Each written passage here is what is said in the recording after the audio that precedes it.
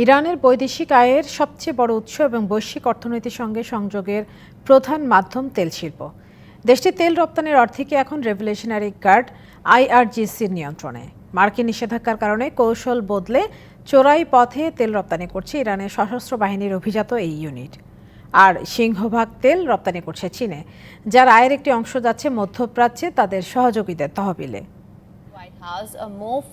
তেল ব্যবসায় ইরানকে কোণঠাসা করতে অনেক আগে থেকেই চেষ্টা করছে যুক্তরাষ্ট্র সহ পশ্চিমারা। 2018 সালে দেশটির জ্বালানির ওপর কঠোর নিষেধাজ্ঞা জারি করেন তৎকালীন মার্কিন প্রেসিডেন্ট ডোনাল্ড ট্রাম্প। নিষেধাজ্ঞার পরও তেল বিক্রি থেকে ইরান প্রতি বছর আয় করছে প্রায় 50 বিলিয়ন মার্কিন ডলার।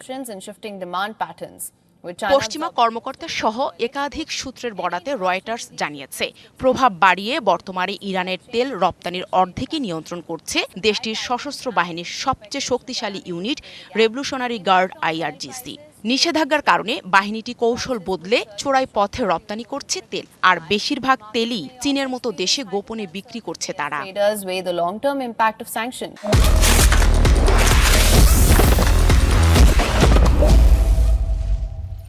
রয়টার্স আরও জানায়, তেল বিক্রির আয়ের একটি অংশ যাচ্ছে মধ্যপ্রাচ্য জুড়ে তাদের সহযোগী গোষ্ঠীগুলোর তহবিলে। এছাড়া অপরিশোধিত তেল সরবরাহ ব্যবস্থা, তেল বহনকারী নৌবহর এবং প্রথম সারির কোম্পানির নিয়ন্ত্রণ এখন আইআরজিসির দখলে।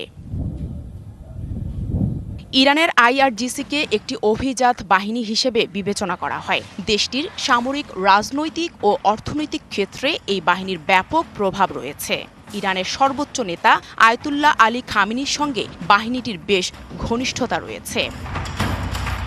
Nahida Riddhi, DBC news desk.